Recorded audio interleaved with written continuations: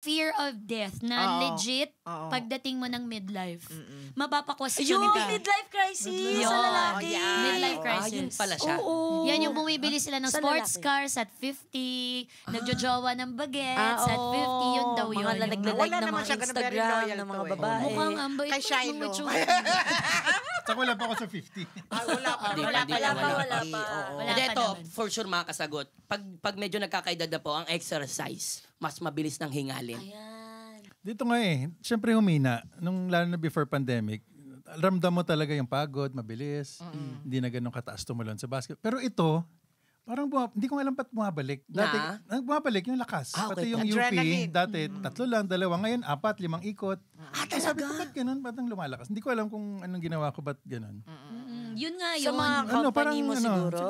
Nagplato, ewan ko. Numina talaga ramdam ko. Pero ngayon, bumabalik siya.